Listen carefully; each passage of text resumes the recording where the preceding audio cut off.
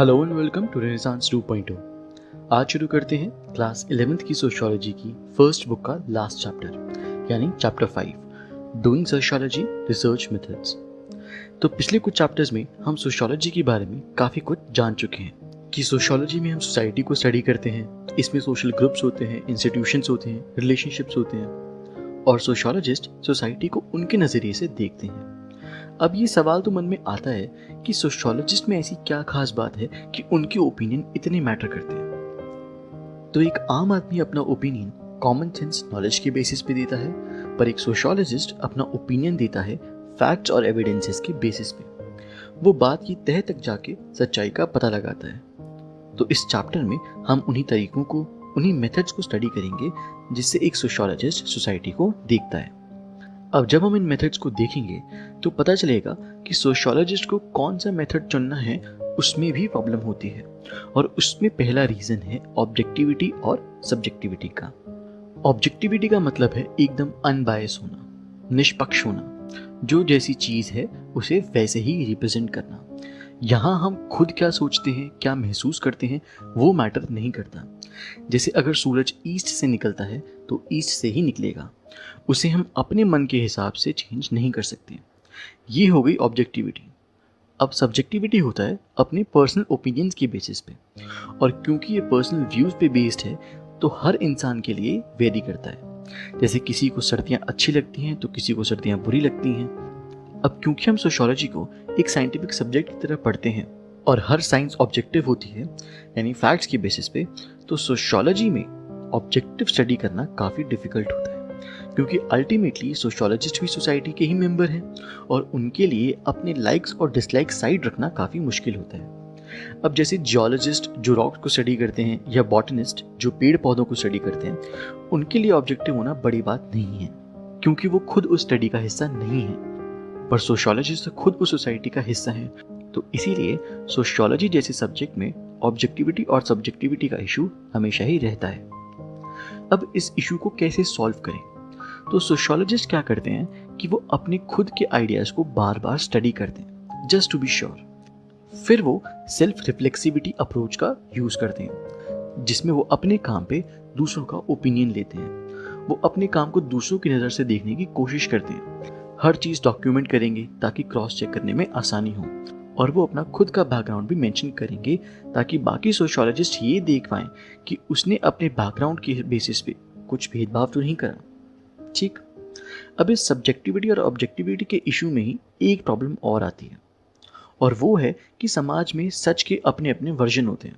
जैसे for example, एक दुकानदार के लिए, एक ग्राहक के लिए अच्छे प्राइस की डेफिनेशन अलग अलग होती है। दुकानदार के लिए महंगा अच्छा, ग्राहक के लिए सस्ता अच्छा।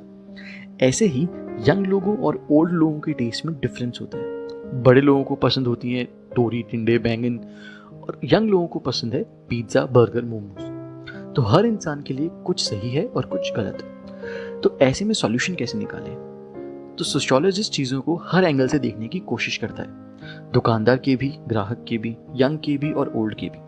तो कंक्लूजन क्या निकला कि sociology is a multi paradigmatic science, यानी जिसमें कई पॉइंट ऑफ व्यू हो सकते हैं और ऑब्जेक्टिविटी काफ़ी मुश्किल होती है। अब अगला इशू आता है multiple methods and choice of methods का।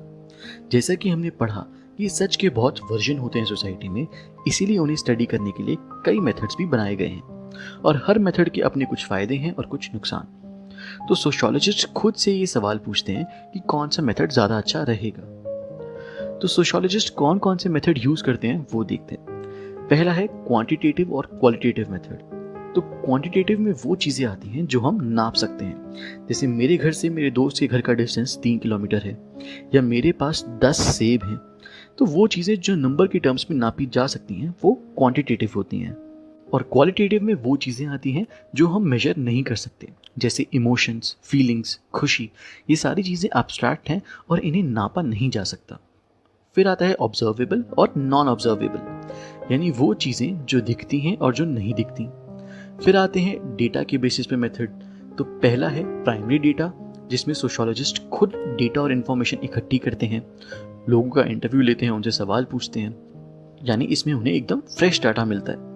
दूसरा है सेकेंडरी डेटा, जिसमें जो पुराने डॉक्यूमेंट्स हैं, रिकॉर्ड्स हैं, वो उन्हीं में से डेटा निकाल रहे हैं। ठीक, ये था सेकेंडरी डेटा। उसके बाद आते हैं माइक्रो और मैक्रो मेथड्स। तो माइक्रो मेथड्स वो होते हैं जिसमें रिसर्चर खुद लोगों से चीज़ें पूछता है, और मैक्रो मेथड्स वो होते हैं जिसमें एक बड़े स्केल पे लोगों से पूछताछ होती है। इसमें रिसर्चर खुद नहीं डेटा कलेक्ट करता, बल्कि बहुत सारे इन्वेस्टिगेटर्स होते हैं जो डेटा कलेक्ट करते हैं। अब क्वेश्चन फिर वही आ जाता है कि मेथड सेलेक्ट कैसे करें। तो ट्रायंगुलेशन से आप मेथड सेलेक्ट कर सकते हो। इसमें सोशियोलॉजिस्ट काफ़ी सारे मेथड्स यूज़ करते हैं सेम प्रॉब्लम को स्टडी करने के लिए, ताकि उन्हें अलग अलग पॉइंट ऑफ व्यू पता चल पाए। इस तरीके से सोशियोलॉजिस्ट हर मेथड के बेस्ट पॉइंट्स लेके अपना रिजल्ट निकालते हैं। ठीक, ट्रायंगुलेशन भी हो गया हमारा। अब आते हैं कि पार्टिसिपेंट ऑब्जर्वेशन क्या होती है। अब इस पे कई बार क्वेश्चन भी आता है। इस मेथड में सोशियोलॉजिस्ट एक सोसाइटी को स्टडी करता है, उसके बीच खुद रह के।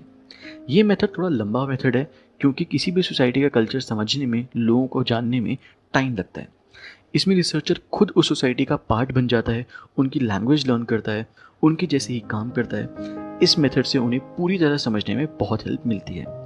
तो ये था पार्टिसिपेंट ऑब्जर्वेशन, जिसे कई बार फील्ड वर्क भी बोलते हैं। अब पहले देखते हैं कि एंथ्रोपोलॉजी में ये फील्ड वर्क कैसे आया।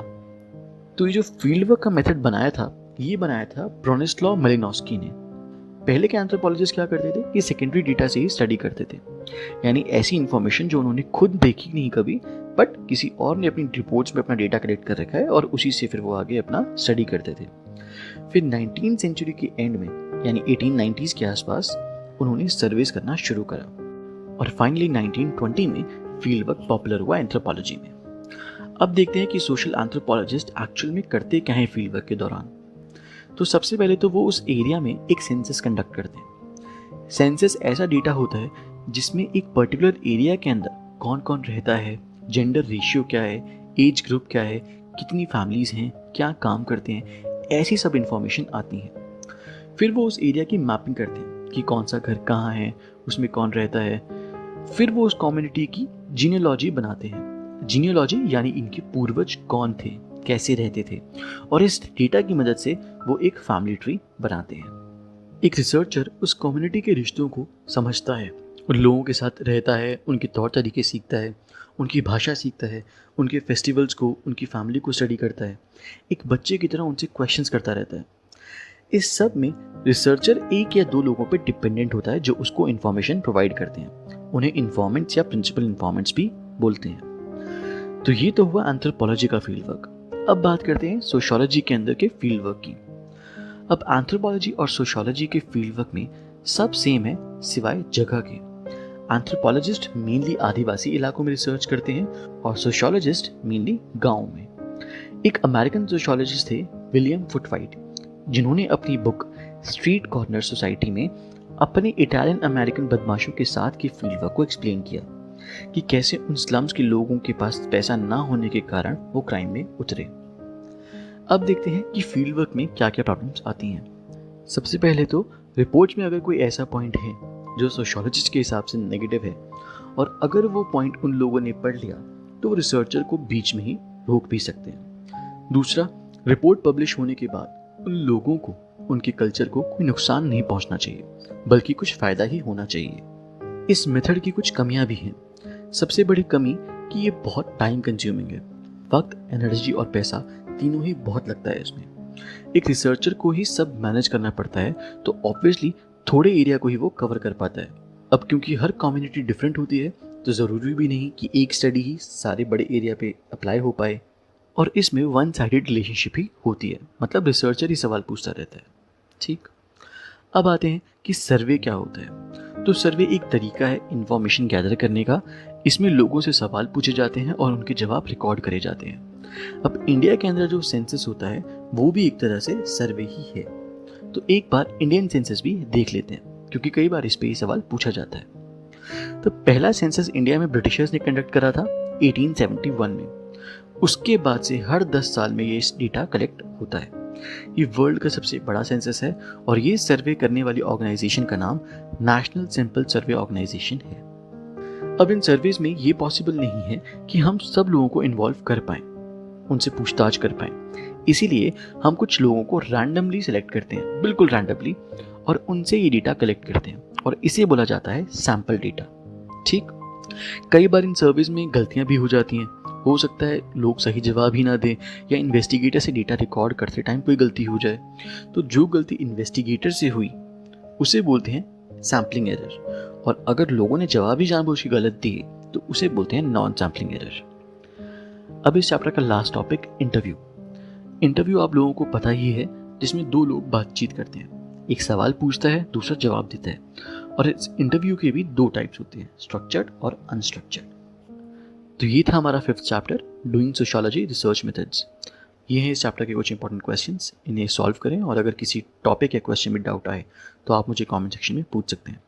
और अगर आपको ये वीडियो अच्छी लगी तो इस वीडियो को लाइक करें और हमारे चैनल को सब्सक्राइब करें। Keep studying and thanks for watching.